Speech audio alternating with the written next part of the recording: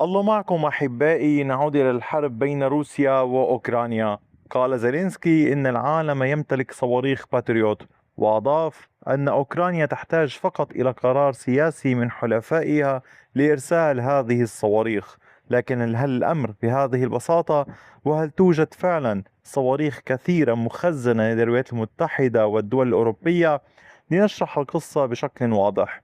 جاء تصريح زيلينسكي بعد هجوم روسي واسع كان قد حصل في الأيام الأخيرة. وبحسب الأوكران استخدمت روسيا 35 صاروخا، وكان معظم الصواريخ المستخدمة من النوع الباليستي، وهذا النوع من الصواريخ سريع جدا ويصعب اعتراضه بواسطة معظم منظومات الدفاع الجوي. لذلك تطالب أوكرانيا بالمزيد من صواريخ باتريوت.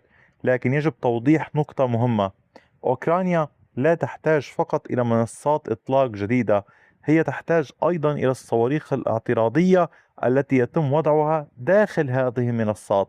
فقد تمتلك الدولة منظومة باتريوت كاملة، لكنها لن تستطيع استخدامها إذا نفدت صواريخها الاعتراضية. وهذه هي المشكلة التي يتحدث عنها زيلينسكي. فهو يقول إن بعض الدول تمتلك صواريخ باتريوت في مخازنها، بينما تحتاج إليها أوكرانيا الآن لحماية مدنها. ولكن الدول هذه تنظر إلى الموضوع بطريقة مختلفة. كيف؟ الصواريخ الموجودة في مخازنها ليست كلها صواريخ زائدة. كل دولة تحتفظ بعدد من الصواريخ لحماية أراضيها وقواعدها العسكرية، كما أن دول حلف الناتو تحتاج إلى هذه الصواريخ ضمن خططها الدفاعية. لهذا لا تستطيع أي دولة إرسال جميع صواريخها إلى أوكرانيا، وإذا أرسلت دولة جزءا كبيرا من مخزونها فقد تحتاج إلى سنوات لتعويضه. وهنا تظهر المشكلة الحقيقية. أوكرانيا تريد الصواريخ الآن، لكن الدول المالكة تخشى من انخفاض مخزونها الدفاعي. إذا القضية ليست فقط هل توجد صواريخ باتريوت، السؤال الأهم هو كم صاروخا تستطيع كل دولة إرساله من دون أن تضعف دفاعاتها. هناك مشكلة أخرى أيضا، وهي سرعة الإنتاج. صاروخ باتريوت ليس سلاحا بسيطا يمكن إنتاجه خلال أيام. صناعته تحتاج إلى مكونات متطورة واختبارات دقيقة وخطوط إنتاج خاصة. كما توجد دول كثيرة تريد شراء هذه الصواريخ، وهذا يعني أن الطلب عليها كبير، بينما الإنتاج ما زال محدودا. وحتى لو دفع الاتحاد الأوروبي الأموال، فهذا لا يعني أن الصواريخ ستصل فورا. المال موجود، لكن صناعة الصواريخ تحتاج إلى وقت. كما يجب أن نفهم أن باتريوت ليس حلا كاملا لجميع الهجمات. المنظومة تستطيع اعتراض الصواريخ البالستية وصواريخ كروز والطائرات، لكنها لا تستطيع حماية جميع الأراضي الأوكرانية كما يقولون الأوكران. أوكرانيا دولة كبيرة، ومنظومة باتريوت تحمي مناطق محددة فقط.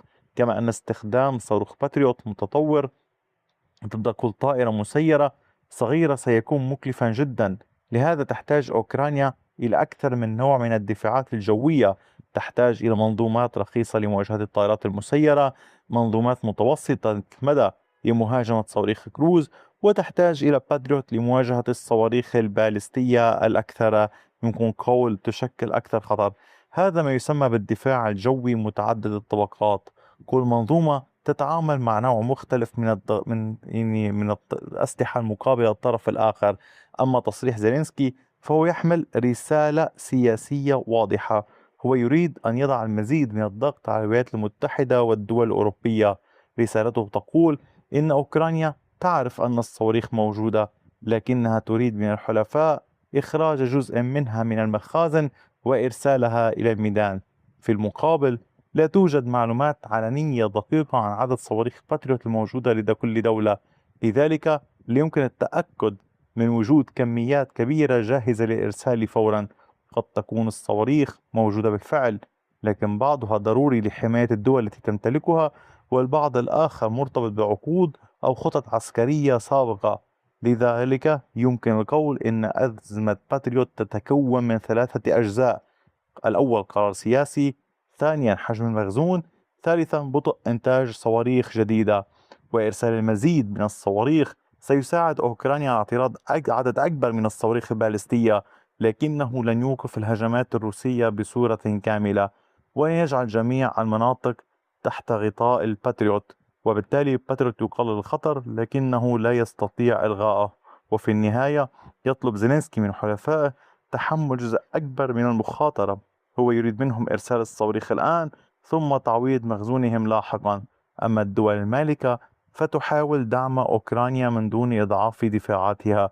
ولهذا فإن السؤال الحقيقي ليس هل توجد صواريخ باتريوت في العالم، بل ما الدول المستعدة لإرسالها، وكم صاروخا تستطيع تقديمه، وكم سيستغرق إنتاج صواريخ جديدة لتعويض ما تم إرساله.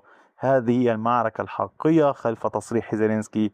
إنها معركة على الصواريخ وعلى المخزون وعلى القرار السياسي أيضا. أحبائي، شكرا دوما لوقتكم الثمين. أتمنى مشاركة الفيديوهات ليستفيد الأصدقاء، وإلى اللقاء بفيديو آخر.